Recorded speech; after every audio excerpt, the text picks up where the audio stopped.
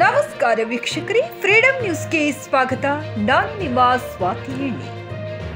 ದುಡ್ಡು ಕೊಟ್ಟರೆ face follow ಮಾಡಿದ್ರೆ ಎಸ್ಎಸ್ಎಲ್ಸಿ ಪ್ರಶ್ನೆ ಪತ್ರಿಕೆ ನೀಡುವುದಾಗಿ ಫೇಕ್ ಪೋಸ್ಟ್ ಮಾಡಿದ್ದ 5 ಇನ್ಸ್ಟಾಗ್ರಾಮ್ ಪೇಜ್ಗಳ ವಿರುದ್ಧ ಕಮರಿಪೇಟ್ ಪೊಲೀಸ್ ಠಾಣೆಯಲ್ಲಿ ಸುಮಟೋ ಪ್ರಕರಣ ದಾಖಲಿಸಿ ತನಿಖೆ ಕೈಗೊಳ್ಳಲಾಗಿದೆ.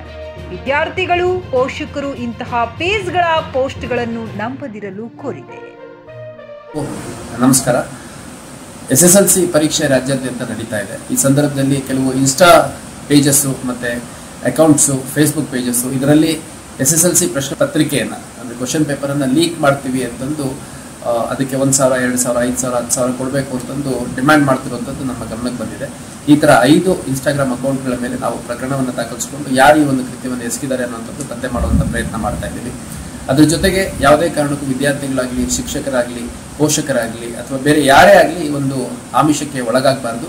ಇದರಲ್ಲಿ ಒಂದು ನೇರವಾಗಿ ಹಣ ಕೊಟ್ಟರೆ ಕ್ವಶನ್ ಪೇಪರ್ ಕೊಡ್ತೀವಿ ಅಂತ, ಅಥವಾ ಫಾಲೋ ಮಾಡಿ 20,000, 15,000 ನಮ್ಮದು ಫಾಲೋಯರ್ ಆಯಿತು ಅಂದರೆ ನೇರವಾಗಿ ನಾವು ಈ ಪೇಜಸ್ಸಲ್ಲೇ ಕ್ವಶನ್ ಪೇಪರ್ ಬಿಡ್ತೀವಿ ಅಂತಂದು ಕೆಲವರು ಆಮಿಷ ಹೊಡಿರುವಂಥದ್ದು ಕಂಡು ಬಂದಿದೆ. SSLC ಪರೀಕ್ಷೆ ಯಾವುದೇ ಒಬ್ಬ ವಿದ್ಯಾರ್ಥಿಯ ಪ್ರಮುಖ ಜೀವನದ ಘಟ್ಟ.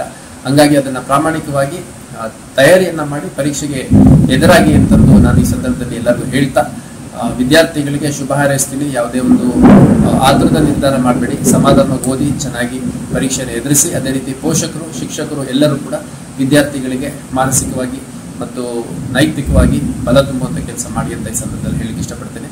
ಎಲ್ಲರಿಗೂ ಶುಭವಾಗಲಿ. ಧನ್ಯವಾದ.